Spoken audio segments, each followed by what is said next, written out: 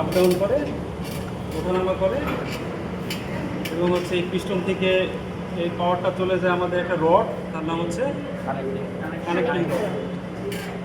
ভায়া connecting rod চলে যায় হচ্ছে আমাদের ক্র্যাঙ্ক। ওই যে সাইকেলের প্যাডেল দেখছো না, একটা ক্র্যাঙ্ক। ক্র্যাঙ্ক থেকে হচ্ছে আলটিমেট পাওয়ারটা আমার চলে যায় হচ্ছে এখানে একটা হরিজন্টাল রডের মতো আছে, ওই রডটা তার নাম হচ্ছে শ্যাফট। তো এই শ্যাফট থেকে পাওয়ারটা আসলে আমাদের যে ফ্লাই হচ্ছে, তারপরে এখানে দেখো অনেক কিছু রোটেটিং মেকানিজম আছে, এগুলো হচ্ছে চল। তো এটা জানি আমাদের ফ্লাই হুইল, যেটা কাজ কি মনে আছে, এনার্জি স্টোর করে। এনার্জি স্টোর করে রাখা। কারণ আমরা জানি যে এখানে কয়টা স্ট্রোক হয়, চারটা: সাকশন, কম্প্রেশন, পাওয়ার আর এক্সস্ট। এর মধ্যে শুধুমাত্র আমরা এনার্জি পাই কোথায়, কোথায় এনার্জি পাই আমরা? শুধুমাত্র পাওয়ারে আমরা এক্সেসিভ এনার্জি পাই। আর ওই এক্সেসিভ এনার্জি যতটা কনজিউম হয়ে যাবে তো যাবে, বা যতটা চাকায় চলে যাবে তো যাবে, বাকি যে কিছু এনার্জি থাকবে সেটা হচ্ছে এটা কাইনেটিক এনার্জি আকারে স্টোর করে রাখবে। তখন সাকশনের সময় ডেলিভার করবে, কম্প্রেশনের সময় ডেলিভার করবে, আর এক্সস্টের সময় ডেলিভার করবে। আর এটার নাম ছিল কি মনে আছে? মোটর। কি কি নাম ছিল এটা? স্টার্টার। স্টার্ট ইনিশিয়েট করে, তাই না? যে আমি হাতে যেরকম যে ক্র্যাঙ্কিং করতেছি, এটাকে বলে ক্র্যাঙ্কিং। এই ক্র্যাঙ্কিং আসলে সবসময় হাতে করা পসিবল হয় না। আগে তোমরা দেখতে বাইক চালাইতে দেখতে না, ওই যে পায়ের একটা প্যাডেল দিয়ে এরকম জুতা মারা লাগতো, এখন এটা করে, এখন লাগে না। তাও আছে, অপশন আছে, বাট বেশি লাগে না। এখন হচ্ছে এরকম ভালো একটা মোটর আছে, স্টার্টার মোটর, ওইখানে জাস্ট আমি হচ্ছে চাবিটা কিটা দিলেই হচ্ছে ইনিশিয়েট হয়ে যাবে। তো ওর কাজ হচ্ছে এরকম স্টার্টিং ইনিশিয়েট করা, তারপর ও চলে যাবে। যে একবার স্টার্টিং ইনিশিয়েট হয়ে গেলে ভিতরে মেকানিজমগুলো চলতে থাকে। এবং আরও কিছু দেখছিলাম আমরা যে এখানে কী ছিল, এই যে ভাল্বগুলো আপ ডাউন করতেছে না, একবার খুলতেছে একবার বন্ধ হচ্ছে না, সে কে অপারেট করতেছিল? এগুলোর নাম কী ছিল মনে আছে? এই যে এক্সটেন্ডেড যেগুলো, এগুলোর নাম কী ছিল? আরও মনে আছে এটার নাম কী ছিল? CAM, ক্যাম। এটার নাম ছিল ক্যাম। আর এই যে হরিজন্টাল রড যেটা ঘুরে আছে, এটা হচ্ছে ক্যাম শ্যাফট। ক্যাম শ্যাফট হচ্ছে স্প্রিং। দেখো এই যে এখানে স্প্রিং এর মতো আসলে পুশ করতেছে, পুশ করলে আর কি ওটা খুলে যাচ্ছে, রডটা খুলে যাচ্ছে। এগুলো ছিল কি বেসিক ফান্ডামেন্টাল পার্টস। আরও অনেক কিছু আছে আমাদের এক্সস্টের জন্য, আরও অনেক কিছু আছে। যেমন এখানে একটা ভালভ আছে, দেখতেছো? এটা কি ফুলি ক্লোজড, এটা কি ফুলি ওপেন? হ্যাঁ, এটা থ্রটল ভালভ। আমরা দেখবো।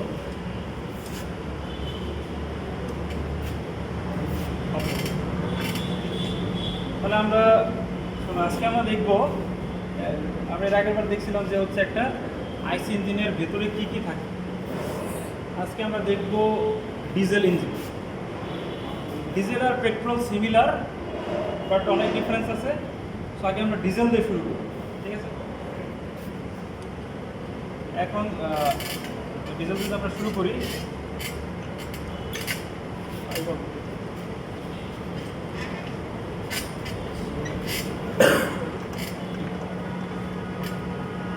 উড়িষ্যার পদ্ধতি নিয়ে আসি।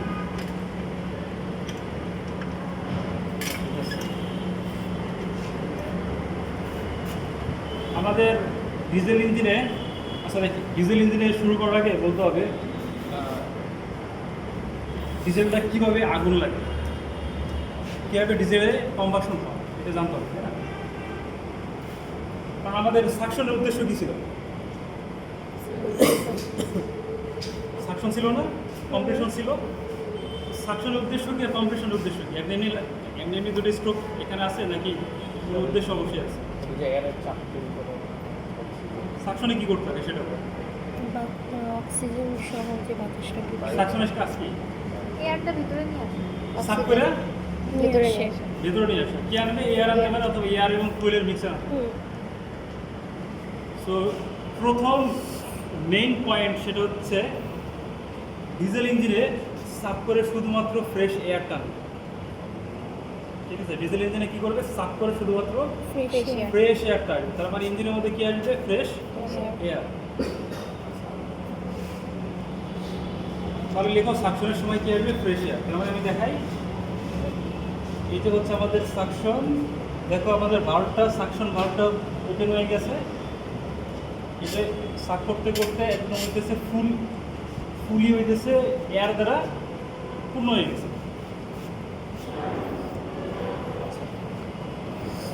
যেমন আমি তোমাদের বলছিলাম, ধরো আমি এই রুমের মধ্যে একটা আগুন লাগাই দিই। এখন এই রুমের মধ্যে যদি মনে করে আমি ডিজেল নিয়ে আসি, ডিজেল এনে আমি এরকম স্প্রে করে দিই, আগুন লাগবে? কারণ এয়ার টেম্পারেচার কি সাফিসিয়েন্ট। বাট যদি এরকম হয়, আমি এই রুমের টেম্পারেচার মনে করে হাইপোথেটিক্যালি আমি কী করছি, বাড়ায় একদম 200-তে দিয়ে গেছি। এখন যদি আমি ডিজেল স্প্রে করি, এখন আগুন লাগার সম্ভাবনা আছে। কারণ আমরা জানি হাই টেম্পারেচারে মলিকুলগুলোর কাইনেটিক এনার্জি বেশি থাকে, র্যান্ডমলি ছড়াছড়ি করে, এই কারণে অনেক পলিউশন হয়। পলিউশন হওয়ার পরে হইতেছে রিয়াকশনে এসে তাদের reaction is nothing but pollution. পলিউশনে আসলে হইতেছে তখন হইতেছে তার ভিতরে যে পটেনশিয়াল কেমিক্যাল এনার্জি আছে ওটা রিলিজ হয়। ওটা রিলিজ হলে হইতেছে হিউজ পরিমাণে হিট কন্টেন্ট বাড়ে। আচ্ছা, তো যেটা হইল সাকশন করে আমরা এয়ারকে নিলাম, ফ্রেশ এয়ার। এর মধ্যে কোনো হ্যাজার্ডাস ম্যাটেরিয়াল আছে? নাই। কোনো হাইড্রোকার্বন বা কোনো ফুয়েল নাই। ওকে, ফাইন। সেকেন্ড, আমার কী করা দরকার? কম্প্রেশন। কারণ আমাদের কী করা লাগবে? আগুন ধরাতে গেলে আমাদের হাই টেম্পারেচার লাগবে না? হাই টেম্পারেচার কী করবো? প্রেশার বাড়ায়। এইবার হচ্ছে আমাদের কম্প্রেশন। ঠিক আছে, আমরা দেখো ভাল্বটা কিন্তু ক্লোজ হয়ে গেছে, তাই না? কম্প্রেশন করতে হলে অবশ্যই এয়ার ক্লোজ থাকতে হবে। এখন পিস্টনটা উপর দিকে যদি ওঠে, তাহলে ভিতরে যে এয়ার, ফ্রেশ এয়ার দ্বারা পরিপূর্ণ আছে, ওই এয়ারটার ভলিউম কমবে।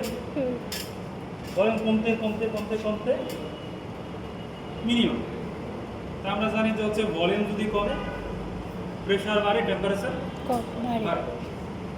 TV by T equal to constant, এটা থেকে আমরা জানি, মানে বয়েলস ল্যান্ড চান্সেল ল। তো এখন আবার ফ্রেশ এয়ারের টেম্পারেচারটা বেড়ে গেছে। না, এখন সাফিসিয়েন্ট। এখন সাফিসিয়েন্ট। মনে হতো মতো দুজনের মধ্যে ঝগড়া লাগছে। তো ঝগড়া যদি লাগে, ঝগড়া না ঝগড়া বলে, ঝগড়া ঝগড়া যদি লাগে তাহলে তোমরা মারামারিতে যাও, তাই না? আর ঝগড়া মারামারিতে কখন যাবো? এখন কি যাবা? কেন যাবো? লাগে তো লাগে না। তার মানে কিন্তু ওর ভিতরে কিন্তু ইচ্ছা আছে, যদি লাগে তাহলে কিন্তু তোমাকে বানাইতে পারে। এখন বিষয় হচ্ছে সবসময় মানুষ ঝগড়া করবে না। ধরো এখন আমার কিন্তু একটা ঘুষিয়ে মারে, আমি কিছুই করবো, কারণ আমার ভিতরে এখানে এনার্জি নেই। তো বিষয় হচ্ছে যখন আমার ভিতরে অনেক এনার্জি থাকবে, এনার্জি কোয়ান্টিটি থাকবে, তাহলেই আমি হচ্ছে একটা রিয়াকশন দেখাতে পারবো। সো ওর মধ্যে কম্প্রেসড করে করে এনার্জি কন্টেন্ট হাই করে ফেলছি, temperature high, energy content high. এখন যদি আমি কোনো ওয়েতে ওপর থেকে এই যে একটা নজেলের মতো দেখতে পাচ্ছ না, কালো কালো একটা জিনিস দেখতে পাচ্ছ, এটা এই যে কালো একটা জিনিস আছে, ওর নাম হইতেছে নজেল বা ফুয়েল ইনজেক্টর। ওর নাম কি? Fuel injector. তোমরা এসে গেছো না সিলন? অবশ্যই গেছো। সিলনে গেলে কি হয় দেখো না তোমরা, যে নাপিতে কি করে, পানি না এরকম হচ্ছে একটা ইসের মাধ্যমে স্প্রে করে দেয় না? ওর কাজ হইতেছে এখানে অনেকগুলো ছোট ছোট ছিদ্র থাকে, ওই ছিদ্র দিয়ে হাই প্রেশারে ফুয়েলটাকে কি করে পাস করায়।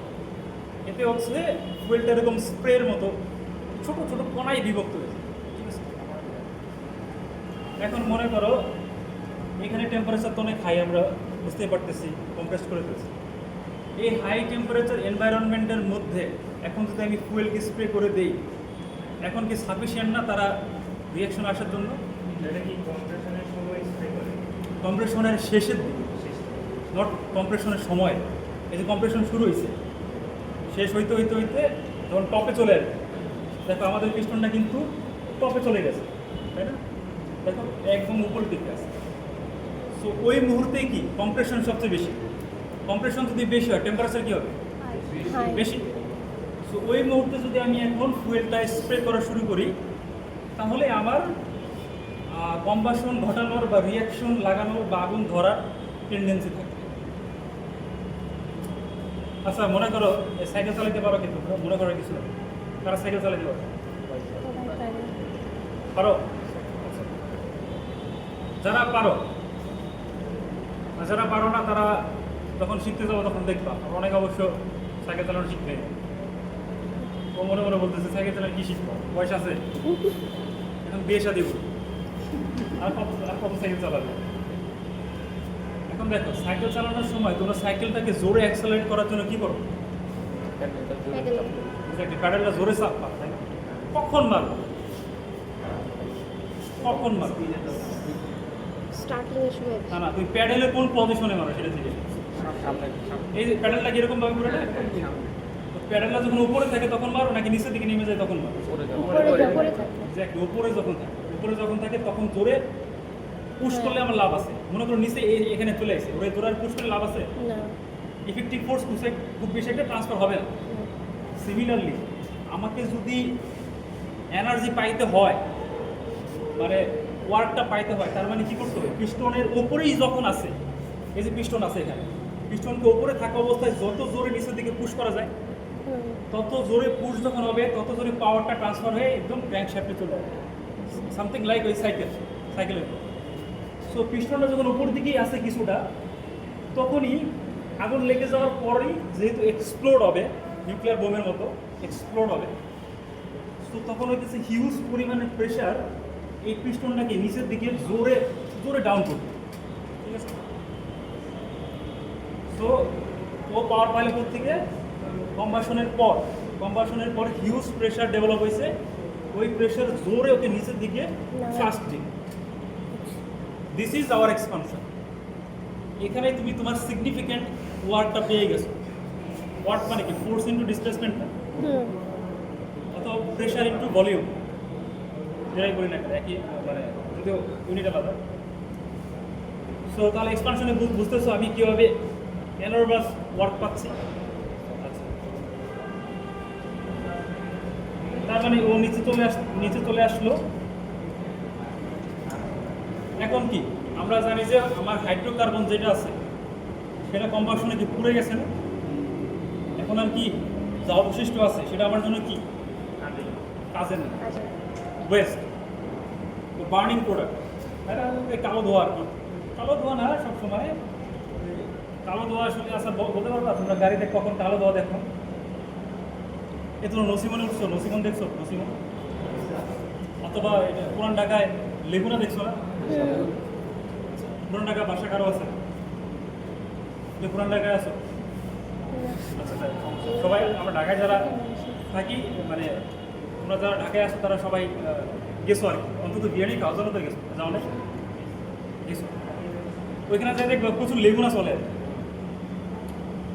লেগুনা চলে যখন একটু ভালো করে দেখো, ঢালু রোড, উঁচু রোড, উঠতে গেলে কি হয় দেখো না, পেছন দিয়ে প্রচুর কালো ধোয়া ছাড়ে। খেয়াল করছো? ছেলেরা তো অবশ্যই দেখছে, ছেলেরা তো এইসব বিষয়ে খেয়াল করবে। আচ্ছা, এই কালো ধোয়াটা কোথেকে আসবে? Any idea? জ্বালানিটা পুরো গেল। আচ্ছা, যখন এই ঢালু রোড উঠাবে, ঢালু রোডে উঠে দেখে টর্ক বেশি লাগবে নাকি কম লাগবে? বেশি লাগবে। টর্ক আসবে কোথেকে? ইঞ্জিন থেকে। ইঞ্জিন যখন শ্বাস মারবে, এটা যখন ওই ট্যাঙ্কটা রোটেট করবে, এখান থেকে টর্কটা থাকে, টর্কই তো হচ্ছে এটাকে ঘোরাবে। ঢালু রোদে উঠতে গেলে টর্ক ডিমান্ড বেড়ে যায় না? টর্ক যদি বেশি পাইতে চাও, ফুয়েল তোমাকে বেশি পোড়াইতে হবে নাকি কম পোড়াইতে হবে? বেশি। কিন্তু ওপরে কি তোমার ফুয়েল ইচ্ছা মতো ও সিলিন্ডারের মধ্যে ঢেলে দেয়, কিন্তু ঢেলে দিলেই তো হবে না, ফুয়েল তো সব করতে পারে না, ফুয়েল সব করতে পারে না। দেখা গেছে যে 80% ফুটছে বা 70% ফুটছে, 30% আনবার্ন রয়ে গেছে। ওই আনবার্নটাই বের হয়ে যায় কালো ধোয়া। কালো ধোয়া নাথিং বাট এ কার্বন, মানে যে কার্বন এখনো পুড়ে নাই, হাইড্রোকার্বন না। সো আমরা জানি হাইড্রোকার্বন হাই টেম্পারেচারে কী হয়, হাইড্রোজেন এবং কার্বনে ডিভাইড হয়ে যায়, সেগ্রিগেট হয়ে যায়। ওটা আসলে কালো ধোঁয়াটা দেখি কার্বন আকারে বা আনবার্ন হাইড্রোকার্বন। এনিওয়ে, সো দেখলাম যে আমরা কম্বাসনের পর আমার হাইড্রোকার্বন পুড়ে গেল এবং সেটা নিচের দিকে আসলো। এখন বার্নিং যে প্রোডাক্ট আছে এটা আমার জন্য ইউজলেস, এটাকে বের করে দিতে হবে। সো বের করে দিতে হলে দেখবা যে তোমরা অবশ্যই একটা ভিতর থেকে কিছু বের করতে হলে একটা তো দাঁড় খুলতে হবে নাকি। দেখবা এই ভাল্বটা নাম আছে এক্সস্ট ভাল্ব খুলে যাচ্ছে, দেখো খুলে গেছে, একদম ফুলি খুলে গেছে। এখন কি করবে, বার্নিং প্রোডাক্টে জাস্ট পুশ করে বের করে দিবে। সো আবার চলবে এই যে সাকশন, এই যে তোমাদের কম্প্রেশন, কম্প্রেশনের শেষের দিকে হবে কম্বাসন, এই যে হলো পাওয়ার ইউজ করে থ্রাস্ট দিয়ে নিচে নামাইছে, এই যে হচ্ছে তোমার এক্সস্ট। ঠিক আছে, এটা হচ্ছে আমাদের টিপিক্যাল ডিজেল ইঞ্জিন এভাবে কাজ করে। মনে থাকবে ডিজেল, হ্যাঁ এই যে আবার দেখাচ্ছি তোমাকে, আর আমি শুরু ইনিশিয়েট করি। এই যে তোমার সাকশন, হ্যাঁ সাকশনের পর হবে তোমার এই যে কম্প্রেশন। কম্প্রেশনের একদম শেষের দিকে গিয়ে এই কালো একটা নজেলের মতো আছে, নজেল। ও আচ্ছা, ডিজেলটা কোন দিক দিয়ে আসে দেখো, এইখানে দেখো এই যে নজেল, এই যে নজল দেখতে পাচ্ছ না, এটা একটা পাম্পের সাথে লাগানো থাকে, পাম্প থাকে একটা। ওই পাম্প কি করে এক একটা নজলে ডিস্ট্রিবিউট করে দেয়। এখানে হচ্ছে একটা বড় একটা চ্যানেল থাকে, মানে বড় একটা পাইপ থাকে, পাইপের এক একটা নল এখানে আসে, এখানে আসে, এখানে আসে। সো ওইখানে ইয়ে আছে আর কি, ওটাকে বলে মিটারিং। ওটার মানে রিকোয়ারমেন্ট অনুযায়ী আসলে সাপ্লাই দেয় একটা পাম্পের মাধ্যমে।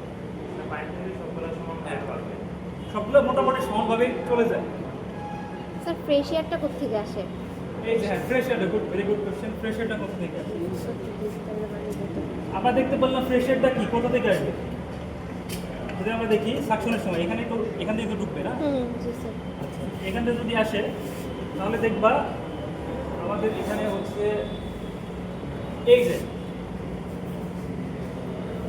এটা